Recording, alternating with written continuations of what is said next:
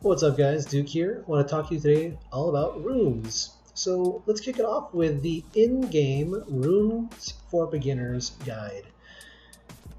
You'll notice that this is actually within the Events tab, so be sure to check it out. And I just want to walk through and explain it all for you. So the first thing to know about runes is that each of them has a different slot, 1, 2, 3, 4, 5, 6. If you hear me say 2, 4, 6, I'm referring to slots 2, 4, and 6. 1, 3, 5 would be 1, 3, and 5. And you can only engrave the proper rune in its own type of slot. Next, there's two different types of rune sets. There's a 2-piece or a 4-piece rune set. 2-piece sets would be, for example, Energy or Blade. 4-piece sets would be, for example, Fatal or Rage, Violent, Swift. So that, since you have 6 slots, that means you can have one 4-piece, for example, Violent, and one 2-piece, for example, Energy. You could also do actually all 6 Energy if you want to have 3 of the 2-piece set bonuses. You can stack them up. Now, you can technically acquire runes from the scenarios, but unless you're really early game, I don't recommend you do this. It's better to get runes from Giants, Dragons, and Necro, B10. But you can see based on the drop info what it drops for each scenario. Hell is going to give you slightly better runes, but again, they're really not worth investing in unless you're super early game. Now, let's talk about some terminology I'll be using throughout the guide. First of all, there's a prefix here, like durable. That just refers to this prefix stat here. Defense of 4% has the durable prefix. Okay, then we have what's called the main stat. In this case, it's a slot 6. It's a violent rune, you can see, and has 63% HP. Now these 4 here are called the substats: accuracy, defense, resistance, and crit damage. Now the number of the rune determines what main stats it's going to have. Rune slots 1, 3, and 5 are always the same. 1 is always attack power for main slot. This is just a flat attack. 3 is always flat defense. 5 is always flat HP. And the only thing that determines these values for the main stats would be the number of stars in the rune. So you want to have 5 stars, 6 stars if you can. What that means for you is that really for slots 1, 3, and 5, all that matters is the substats. It's all about the substats for those 3. So you really don't ever want to get white runes and not even green runes for those. Blue is sort of the bare minimum. Purple or orange is what I recommend you get, especially for these slots. Now for the even runes 2, 4, 6, the main slot does indeed matter, because for slot 2, attack speed is the one special ability, or I should say special stat that can only go in slot 2. But all of the other slots, they can have HP flat or percent, attack power flat or percent, defense flat or percent for slots 2, 4, and 6. Keep that in mind. For slot 4, it's the only slot that can have critical rate or critical damage. And for slot 6, it's the only slot that can have resistance or accuracy. Although you typically are not going to use either of these in that slot. Once in a while you'll use accuracy, like if you have an arena offense galleon that just really needs to land his defense break, then you might use accuracy here. But for PvE, you don't really need that much accuracy. It's capped out at like 55% for dragons, around 45% for TOA. So this will typically be a little overkill. Okay, let's talk about substats. We'll talk about a green rune that's a magic rune. It has 1 substat. Here's an example. 1 substat. A rare or blue rune is going to have 2 substats. Hero or purple rune will have 3. Legendary or orange rune will have 4. So you're going to get a substat applied to the rune when it's been powered up 3, 6, 9, or 12 times. If it already has a substat though, then that's what's going to be boosted. Okay, so you can have up to 4 substats. What that means is for a magic rune, when you power it up to +3, you're going to get this crit damage +6 powered up. Then what's going to end up happening is +6 for the rune is going to add in 1 more substat. +9 is going to add another substat. +12 is going to add the last substat. And then if we were to start with a rare rune, though, it would have 2 substats. So +3, we don't know which way it would go to. It's random. And then +6, we would power up one of those 2 again. plus 9 would add a new substat, plus 12 would add the final substat. If you start out with a purple rune, a hero rune, again, you have 3 substats to choose from. You don't know which one's going to be powered up the first. And it's going to happen 3 times. Random power-ups for one of those 3 substats up to plus 9, plus 12, you're going to get your final substat. For a legendary rune, you start with all 4 substats, so you're never going to get a new one. You have all 4 already. That means that all 4 of those have an equally random chance of being powered up. It could be one of them powered up 4 times. And that's what you want for a Swift rune, for example. If you have speed there, you want that to be powered up 4 times if you can, which is pretty rare, right? But it's very lucky and useful if you do have that happen. Okay, so remember that substats and prefix stats do not overlap. Notice if you have HP for the main stat, it will not be the prefix, and it will also not be the substats. Okay, so keep that in mind. Little tip here, once you power up a rune to plus 15, the main stat will be boosted by 20%. So that's especially useful for slots 2, 4, and 6. This HP will be boosted by a decent bit with a 6-star rune. It's not as important though for slots 1, 3, and 5, meaning that plus 12 is usually sufficient for slots 1, 3, and 5 until you have lots of excess mana. So that explains the beginner's rune guide, but I want to pull on some additional resources for you to see here.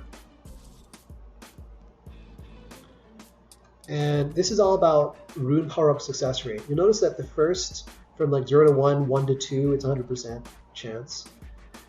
But once you get up to this plus 14, you're trying to get to 15, it's only a 7% chance. And these are just some numbers from some trials. I'm sure it's like around there, right? But you can see it's a pretty low chance. Plus it costs a lot of mana to power up those runes.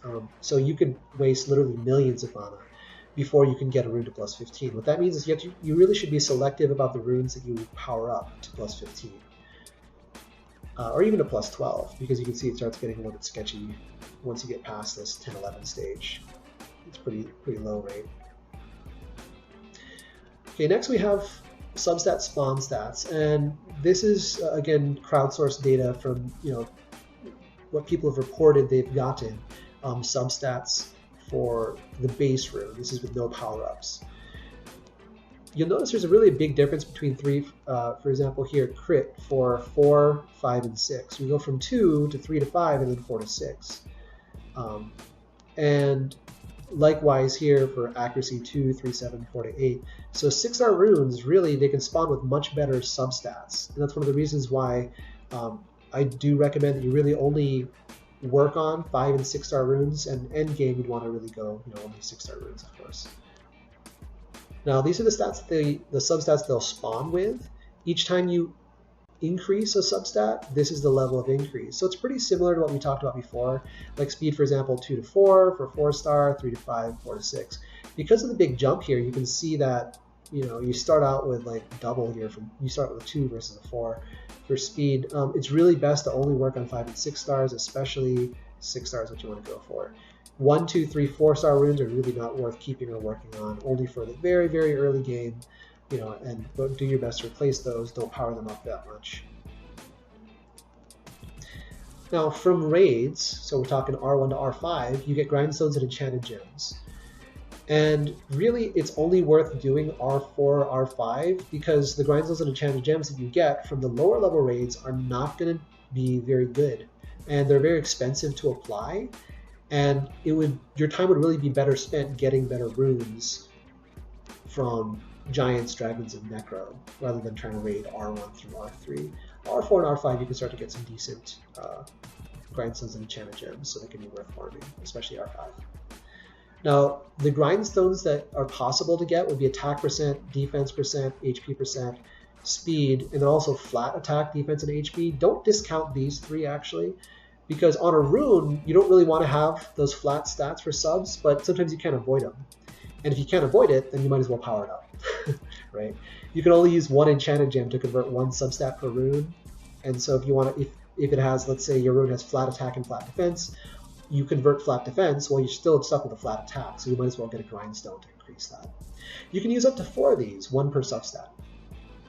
If you use another grindstone of a higher quality, let's say, on top of the old grindstone, then you can go up, you can basically replace the old grindstone, but you won't be able to add them together.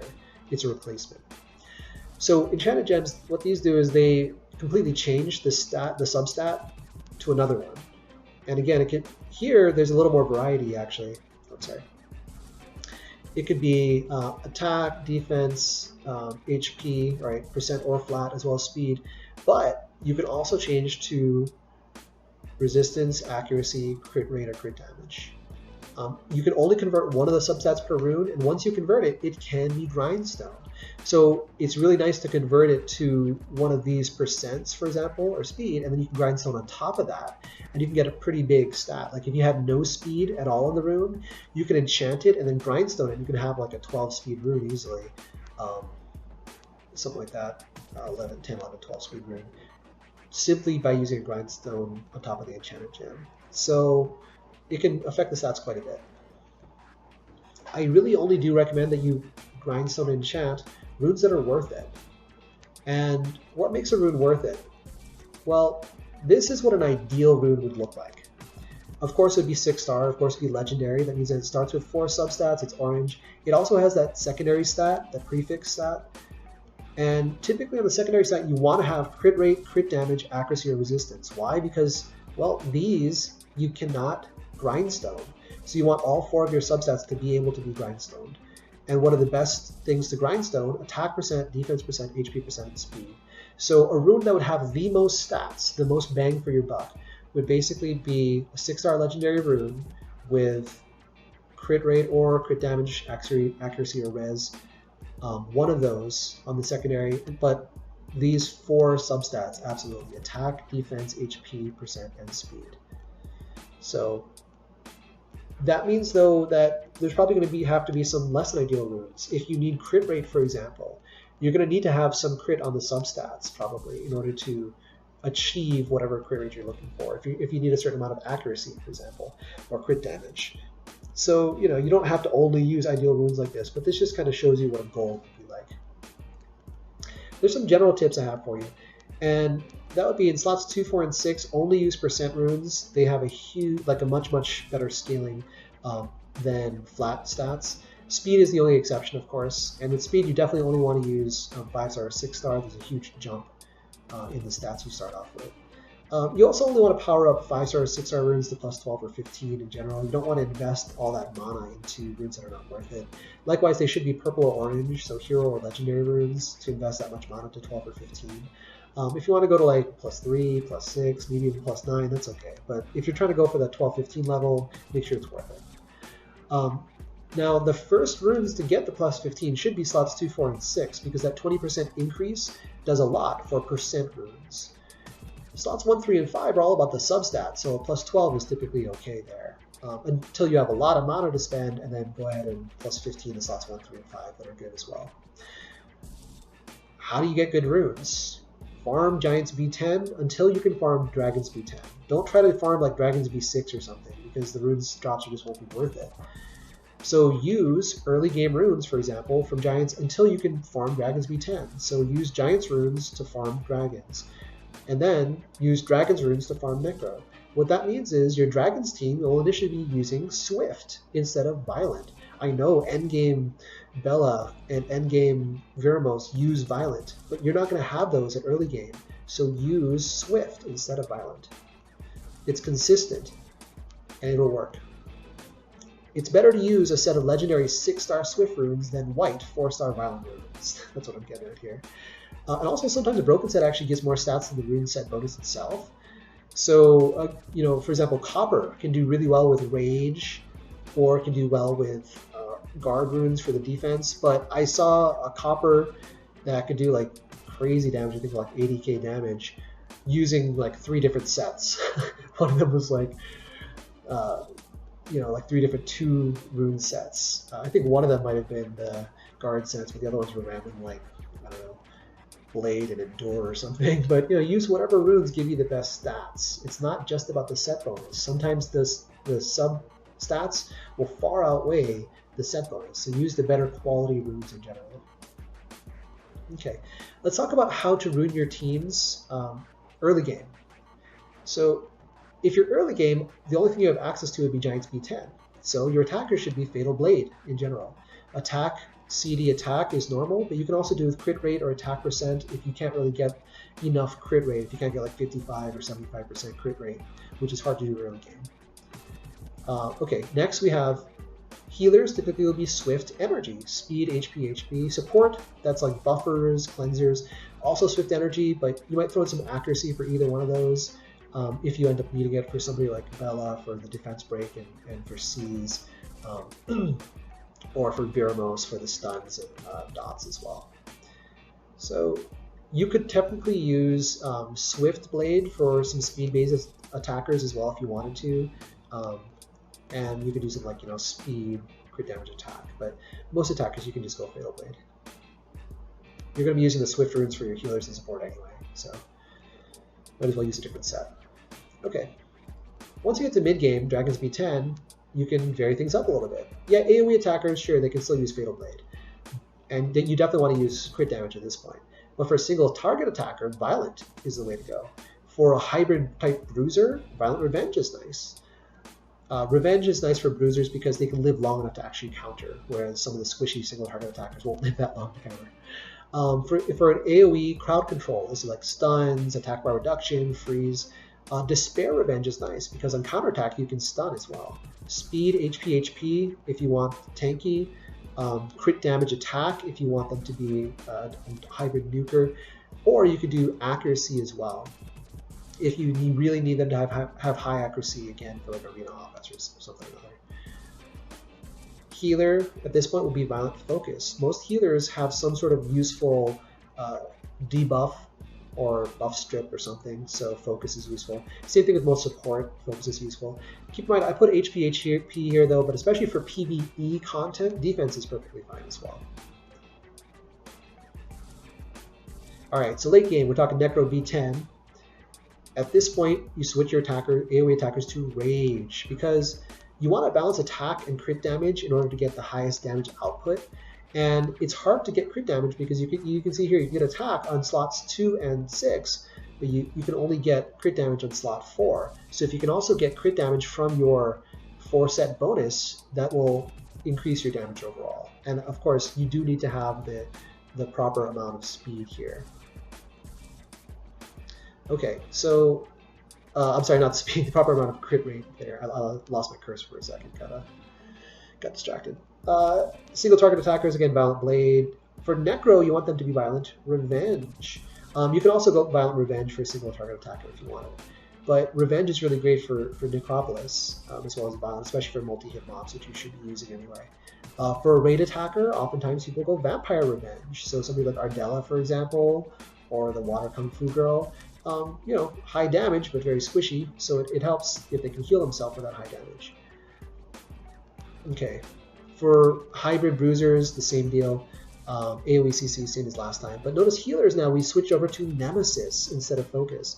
Nemesis is great for healers and support. So those would be buffers as well as cleansers, because when they take damage, their attack bar goes up, meaning they can attack again sooner. This is really important for arena defense, for example.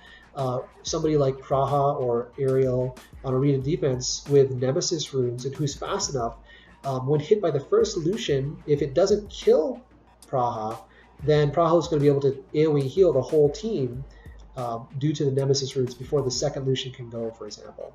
So those Nemesis make a really big difference. This is also why Necro is so important. A lot of mid-game players don't want to build a Necro team. They try to skip it, but you can't, because a lot of the best arena defenses, for example, rely on Nemesis runes. A lot of the best arena offenses also rely on will and shield runes here, which you need from Necro. If you have a slow AoE cleave, for example, Tiana, Galleon, Zyros, Alicia or something, then you can go for all of your mobs, use will runes, so they can't be CC'd, and use shield runes on your support, your buffers, like your Galleon and your Tiana. And if you do that, then you'll be able to live through most initial bursts from the other team, meaning that Tiana, they can then cleanse their shield, Galleon will put the AoE defense break as well as the attack buff, and then Zyros and Alicia can clean up. So that's an example of why Necro is really so important for these late game runes and PvP setups. So these are just some examples. Of course, each monster is different and you'll need to change it up as necessary. But hopefully this gives you an idea of how to rune your monsters depending on what stage of the game you're in. So thanks everyone. Like if you liked it, subscribe and support to keep them coming. Thanks guys.